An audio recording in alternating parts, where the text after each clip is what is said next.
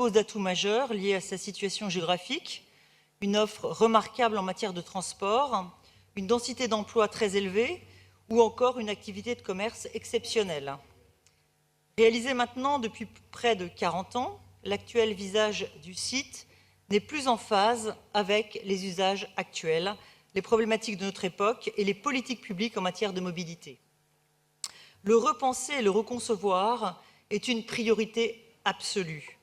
C'est pourquoi ce projet urbain visant à fédérer les initiatives publiques et privées s'impose aujourd'hui comme une évidence.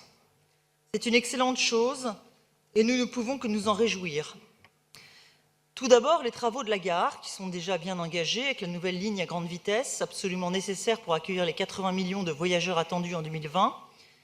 La tour Montparnasse, ensuite, ayant à son sommet, comme le veut la formule, la plus belle vue de Paris, car c'est le seul endroit où on ne la voit pas, entrera en travaux en 2019 suite à un concours d'architecture pour une tour plus écologique et plus esthétique. Sa nouvelle physionomie devrait voir le jour en 2024. Les copropriétaires de la tour CIT, enfin, qui ont également lancé un concours avec pour objectif de lui faire un nouveau lifting et de l'adapter aux nouveaux usages, tant pour les entreprises que pour les commerçants de la galerie marchande. Toutes ces initiatives individuelles vont dans le bon sens et l'engagement de la ville de Paris pour les harmoniser est à saluer. Cependant, certaines questions restent en suspens. Quid notamment de l'échéancier du projet? Rien n'est mentionné à ce sujet. Quid d'autre part de l'enjeu du stationnement, également non évoqué, dans un secteur pourtant extrêmement dense en flux de circulation de toute nature. Je n'évoque pas les places de stationnement résidentielles qui nous intéressent somme toute assez marginalement dans ce secteur, mais j'évoquerai là le nombre de places de parking enterrées. En effet, près de 150 000 personnes se rendent chaque jour à la seule gare Montparnasse et l'on dénombre seulement 6 000 places de parking enterrées aux alentours de cette dernière, autant dire une goutte d'eau. À noter que ces parkings ne sont absolument pas adaptés aux deux roues motorisées, comme en témoigne leur agglutination boulevard de Vaugirard, qui en est totalement saturée.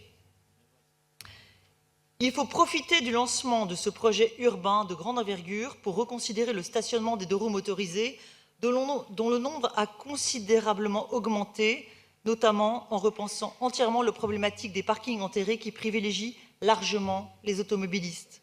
En somme, il serait opportun de profiter de ce projet pour assurer un meilleur partage des espaces de stationnement, qu'ils soient publics ou privés. Pour une harmonisation optimale du projet, il est important que tous les choix, toutes les décisions prises dans le cadre de ce projet pôle urbain Maine-Montparnasse soient soumis aux habitants, commerçants, entreprises, usagers. La concertation doit avoir lieu à tous les niveaux. Les conseils de quartier des arrondissements concernés devront largement se saisir du sujet. Des réunions devront être organisées dans les mairies concernées. Certes, la délibération précise les différents modes de concertation prévus, mais nous veillerons bien entendu au groupe PPCI à ce que cette concertation soit la plus large possible. Entre les études et la réalisation, il s'écoulera au bas mot une bonne dizaine d'années. C'est la raison pour laquelle nous insistons sur l'impérieuse nécessité d'une réelle concertation à toutes les étapes du projet. Je vous remercie. Merci et merci beaucoup d'avoir respecté votre temps de parole. Vous êtes la première.